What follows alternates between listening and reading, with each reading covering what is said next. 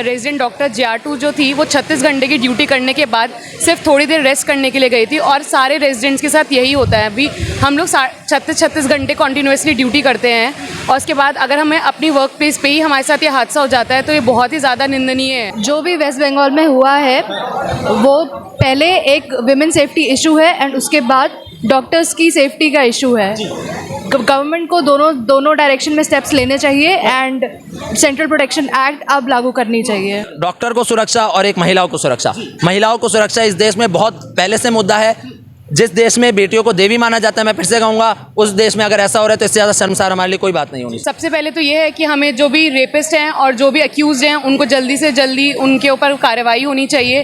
फिर फर्दर हमें central protection act चाहिए। डॉक्टर्स के ऊपर कोई सेंट्रल प्रोटेक्शन एक्ट नहीं है। हमारी ये डिमांड है कि जल्द से जल्द सेंट्रल प्रोटेक्शन एक्ट लागू हो हमारे लिए। नमस्कार, स्वागत करूंगा आप सभी का अपने चैनल पे। दोस्तों, मैं अभी मौजूद हूं कानपुर के लाला लाजपत राय हॉस्पिटल में, और आप यहां पे देख सकते हैं कि जितने भी मेडिकल के छात्र हैं, मेडिकल के जो नए ट्रेनी डॉक्टर हैं, वो सब हड़ताल में हैं। पश्चिम बंगाल में जो महिला डॉक्टर के साथ में बदसलूकी हुई, उसके बाद में जिस तरह से निर्मम हत्या उनकी की गई, तो इसमें डॉक्टरों का क्या कहना है, जो नए डॉक्टर हैं ये क्या कहते हैं इस बारे में, और पश्चिम बंगाल के शासन को, प्रशासन को क्या बोलते हैं, इनसे सीधे बात करते हैं। भाई साहब, क्या नाम हुआ?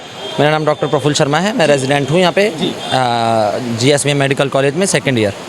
तो क्या कहेंगे, पश्चिम बंगाल में जिस तरीके से महिला डॉक्टर के साथ में दरिंदगी हुई, उसके बाद में उसकी हत्या कर दी गई, क्या कहेंगे आप? देखिए, जो हुआ है वो सरासर गलत हुआ है, और ये कोई पहला कांड नहीं है। इससे पहले भी बहुत कांड हो चुके हैं। ये वाली जो हत्या है, इससे पहले हम देख चुके हैं। निर्भया आज से 12 साल पहले हुआ था। 12 साल में हमारा देश बिल्कुल नहीं बदला है। निर्भया के बाद जो आंदोलन हुए थे, जब हमने यही अपेक्षा करी थी सरकार से कि ऐसा दुर्दशा दोबारा कभी नहीं होगी, ऐसा मर्म स्थिति हमको कभी नहीं देखने को मिलेगी। लेकिन उसके बाद बावजूद ऐसा हुआ है। एक डॉक्टर जो 36 घंटे की अपनी ड्यूटी करके, हम अपना कर्तव्य करते हैं। हम सारे डॉक्टर रेजिडेंट डॉक्टर हैं यहाँ पे, जितने सारे लोग बैठे हैं रेजिडेंट डॉक्टर हैं। रेजिडेंट डॉक्टर का मतलब ही होता है कि जो कि 24 घंटे अपने अस्पताल में रहे। हम अपना भूख प्यास छोड़ करके, नींद छोड़ करके अस्पतालों में मरीजों की सेवा करते हैं। उसके बाद वो कुछ चंद घंटों के लिए अपना आराम करने गई थी। उस आराम करने में भी उसको अगर सुरक्षा नहीं मिल पा रही है, एक डॉक्टर को ये मूलभूत सुविधाएं नहीं मिल पा रही है, तो मेरा ख्याल है इस मामले में सरकार पूरी तरीके से विफल रही है। जैसे वहाँ पे देखा जा रहा है कि सरकार वहाँ पे टीएमसी की है, तो भाजपा वाले कहीं ना कहीं कोस रहे हैं टीएमसी सरकार को, टीएमसी प्रशासन को लेके कि टीएमसी ने सही तरीके से वहाँ पे सुरक्षा नहीं दी, इस वजह से महिला डॉक्टर के साथ में ये हुआ है। वहीं विपक्ष वाले कहीं ना कहीं हाथरस को लेके आगे आ जाते हैं और मणिपुर को लेके आगे आ जाते हैं कि सरकार उस पर क्यों नहीं बात करती है, केवल पश्चिम बंगाल ही क्यों दिखाई दे रहा है। जी, मेरा कहना इसमें यही है कि ये मुद्दा पॉलिटिकल नहीं बनाना चाहिए। ये कोई एक पार्टी या एक उसका काम नहीं है, और ये भी कोई ऐसा काम नहीं है कि ये बंगाल में हुआ है और कहीं नहीं होता। ये देश में हर दिन हर कुछ दिनों में हमको देखने को मिलते हैं ऐसे कांड।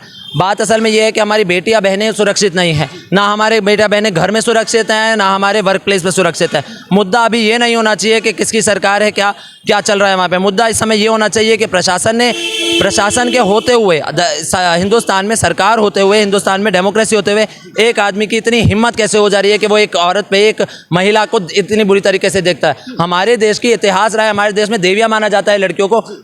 उस देश में अगर एक आदमी एक औरत को इतनी गंदी नज़र से देख सकता है, ऐसा काम किया जा सकता है, तो मैं इससे ज़्यादा शर्मनाक अपने देश के लिए कुछ नहीं समझता हूँ। अच्छा, ये देखने को मिला कि जो वहाँ के मेडिकल कॉलेज के जो प्रिंसिपल थे, उनको वहाँ से हटा के, अगर उन्होंने वहाँ से रिज़ाइन दिया था, तो उनको कलकत्ता मेडिकल कॉलेज का नया प्रिंसिपल बना दिया गया। तो आप इसको क्या कहेंगे, ममता बनर्जी के इस कदम को क्या कहेंगे? देखिए, इसके बारे में हम जो जूनियर डॉक्टर्स हैं उनको बहुत ज़्यादा खबर नहीं है। हम सब ये जानते हैं कि उनको वहाँ से हटा के दूसरे में लगा दिया गया, इसको कोई और मुद्दा दिया जा रहा है, कोई और मोड़ दिया जा रहा है। हम वो नहीं चाहते। हमारा मुद्दा ये नहीं है कि उस प्रिंसिपल सर को वहाँ से हटाया गया, कहाँ लगाया गया, हमारा मुद्दा वो नहीं है। हमारा मुद्दा, हम पहले दिन से साथ में हैं, हमारे पूरा, और सिर्फ हम नहीं, पूरे पैन इंडिया ये वो चल रहा है। एक डॉक्टर, दो चीज़ें हैं। एक डॉक्टर को हमेशा पीटा जाता है, आते हैं उनको कोई सुरक्षा प्रोवाइड नहीं करी जाती है। हम यहाँ पे हैं, आज हम यहाँ पे, हमको भी इतनी कोई सुरक्षा नहीं है। मेरे जो भाई बंधु, मेरी बहनें जो हर अस्पताल में काम कर रही है, उनको भी सुरक्षा मुहैया नहीं हुई है। उसके बाद दूसरी, सिर्फ ये मुद्दा डॉक्टर्स का नहीं है। मैं चाहता हूँ इसमें आम जनता सबसे बड़ी जो कल्प्रेट है, सबसे ज़्यादा बड़ी आम जनता है। हम ये कोई ऐसी घटना नहीं है जो अस्पताल में हुई है। यही आपको घटना अभी हम प्रोटेस्ट कर रहे हैं, यही घटना 15 तारीख को एक छोटी सी लड़की के साथ हुई है, उसका भी न्यूज़ में आ रहा है। तो ये कोई ऐसे लोग नहीं है जो अस्पताल में आते हैं या दरिंदे हैं या सींग लेके घूम रहे हैं, ये हमारे बीच के लोग हैं, ये गलियों कुचोरों से निकलते हैं ऐसे बलात्कारी लोग। मेरा बस यही मानना है, हमारे जो डॉक्टर्स हैं, हमारी यही है प्रोटेस्ट है, सबसे पहले तो डॉक्टर को सुरक्षा मुहैया करा जाए, उसके लिए कोई एक्ट लाया जाए। इसके अलावा दूसरा, महिलाओं की सुरक्षा हमारे देश में अहम मुद्दा होना चाहिए। हमेशा महिलाओं को दबा दिया जाता है, ये मुद्दा हर दिन हर हफ्ते कोई ना कोई ऐसा कांड सुनने को मिलता है जिससे हम शर्मसार हो जाते हैं। इस बार अस्पताल में हुआ है, अगली बार किसी पुलिस स्टेशन में होगा, अगली बार किसी गाँव में होगा। हम कब तक बैठे रहें? हमारा सवाल जो नॉर्मल जनता है उससे यही है, सबसे बड़ी दिक्कत यही है कि हम किस समय का वेट कर रहे हैं। अभी भी ये जो आम जनता है इनसे दरख्वास्त करेगा कि आप हमारे साथ आइए, यही मौका है, यही एक समय है जब हम साथ में आ सकते हैं और महिलाओं, हमारी जो बेटी बहनें हैं, उनके लिए कुछ कर सकते हैं। अच्छा, पश्चिम बंगाल की मुख्यमंत्री भी जो हैं वो एक महिला ही हैं और उन्होंने बोला कि ये जो काम हुआ है ये भाजपा के लोगों ने करवाया है। जो वहाँ पे अनशन चल रहा था, जो मेडिकल के छात्र और मेडिकल के जो भी डॉक्टर थे वो अनशन जब कर रहे थे, तो वहाँ पे कुछ हमला भी होता है इस तरह का, तो इस बारे में क्या कहेंगे? देखिए, जाहिर सी बात है, हमला हुआ है, वीडियो है वहाँ पर के कुछ लोग आए थे, हमें नहीं पता कौन थे, हम उनको चेहरा नहीं देना चाहते हैं, पर हमको ये मालूम है कि वो आए थे और वो एक मकसद से आए थे। वो गए थे अंदर, वहाँ पे हमारे ही भाई बंधु वहाँ पे प्रोटेस्ट कर रहे थे, उनको वहाँ से धमकाया गया, फिर अंदर गए, वहाँ पे तोड़फोड़ हुई है। इसका पता लगाना अभी हमारा जांच का विषय नहीं है, ये जांच का विषय जो जांच हमारी एजेंसियाँ हैं वो बहुत अच्छे से करती हैं, हमको उन पर भरोसा भी है। लेकिन ये बिल्कुल इस बात पे एकदम कोई शक नहीं है कि वहाँ पे लोग आए थे, वो एक मकसद से आए थे, वो अंदर गए थे, उन्होंने तोड़फोड़ करी है। और ऐसी प्रोटेस्ट साइट पे मेरा तो ये कहना है, जब हम इतने सारे डॉक्टर यूनाइटेड थे, वहाँ पे बैठे हुए थे, उस समय भी अगर हमारे ये प्रशासन के रहते हुए इतना बड़ा कांड हो जाता है, लोग आते हैं, तोड़फोड़ होती है, तो इससे ज़्यादा आपको एविडेंस क्या चाहिए कि वहाँ की पुलिस विफल रही है, वहाँ का प्रशासन विफल रहा है।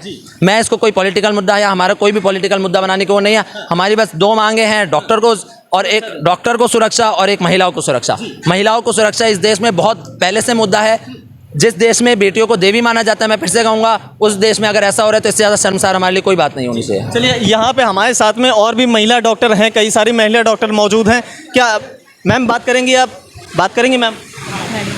मैम क्या कहेंगी मैम, पश्चिम बंगाल में जिस तरीके से महिला डॉक्टर के साथ में ये दुर्दांत कार्य हुआ है, क्या कहेंगी इस बारे में?